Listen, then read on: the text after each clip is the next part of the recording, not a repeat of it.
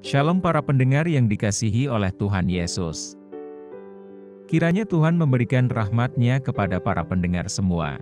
Sebentar lagi kita akan mendengarkan pembacaan Alkitab audio dalam versi bahasa Indonesia sehari-hari. Siapkan hati saudara. Roma pasal 9. Pilihan atas Israel.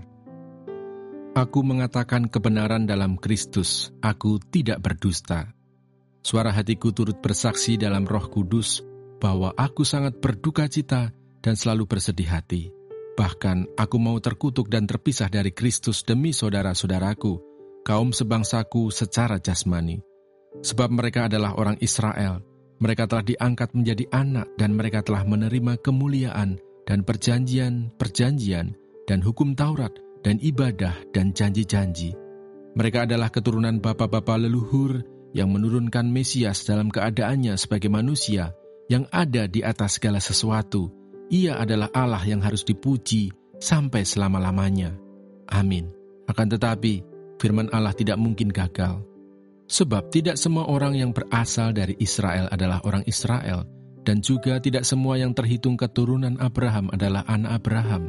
Tetapi yang berasal dari Ishak, yang akan disebut keturunanmu.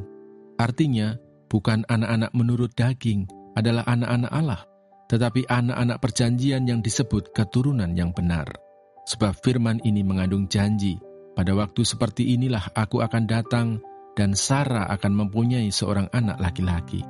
Tetapi bukan hanya itu saja, lebih terang lagi ialah Ribka, yang mengandung dari satu orang, yaitu dari Ishak, bapa leluhur kita. Sebab waktu anak-anak itu belum dilahirkan dan belum melakukan yang baik atau yang jahat, supaya rencana Allah tentang pemilihannya diteguhkan, bukan berdasarkan perbuatan, tetapi berdasarkan panggilannya, dikatakan kepada Ribka, anak yang tua akan menjadi hamba anak yang muda. Seperti ada tertulis, aku mengasihi Yakub, tetapi membenci Esau. Jika demikian, apakah yang hendak kita katakan?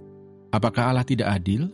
Mustahil, sebab ia berfirman kepada Musa, aku akan menaruh belas kasihan kepada siapa aku mau menaruh belas kasihan, dan aku akan bermurah hati kepada siapa aku mau bermurah hati.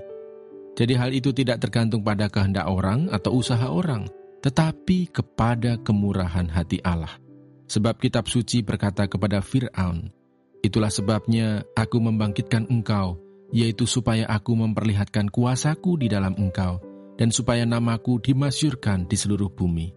Jadi ia menaruh belas kasihan kepada siapa yang dikehendakinya, dan ia menegarkan hati siapa yang dikehendakinya. Sekarang kamu akan berkata kepadaku, jika demikian, apalagi yang masih disalahkannya? Sebab siapa yang menentang kehendaknya? Siapakah kamu, hai manusia, maka kamu membantah Allah? Dapatkah yang dibentuk berkata kepada yang membentuknya, mengapakah engkau membentuk aku demikian? Apakah tukang periuk tidak mempunyai hak atas tanah liatnya untuk membuat dari gumpal yang sama suatu benda untuk dipakai guna tujuan yang mulia dan suatu benda lain untuk dipakai guna tujuan yang biasa? Jadi, kalau untuk menunjukkan murkanya dan menyatakan kuasanya, Allah menaruh kesabaran yang besar terhadap benda-benda kemurkaannya yang telah disiapkan untuk kebinasaan, justru untuk menyatakan kekayaan kemuliaannya atas benda-benda belas kasihannya yang telah dipersiapkannya untuk kemuliaan, yaitu kita yang telah dipanggilnya bukan hanya dari antara orang Yahudi, tetapi juga dari antara bangsa-bangsa lain, seperti yang difirmankannya juga dalam kitab Nabi Hosea, yang bukan umatku akan kusebut umatku, dan yang bukan kekasih, kekasih. Dan di tempat di mana akan dikatakan kepada mereka, kamu ini bukanlah umatku, di sana akan dikatakan kepada mereka, anak-anak Allah yang hidup. Dan Yesaya berseru tentang Israel, sekalipun jumlah anak Israel seperti pasir di laut, namun hanya sisanya akan diselamatkan.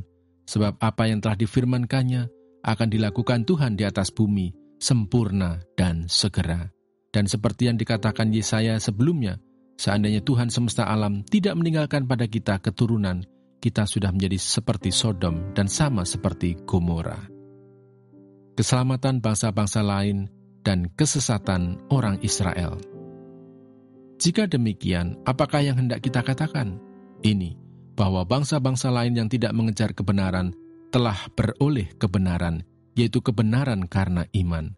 Tetapi bahwa Israel sungguh pun mengejar hukum yang akan mendatangkan kebenaran, tidaklah sampai kepada hukum itu. Mengapa tidak? Karena Israel mengejarnya bukan karena iman, tetapi karena perbuatan. Mereka tersandung pada batu sandungan, seperti ada tertulis, "Sesungguhnya aku meletakkan di Sion sebuah batu sentuhan dan sebuah batu sandungan. Dan siapa yang percaya kepadanya tidak akan dipermalukan." Terima kasih Bapa di surga untuk firman-Mu hari ini.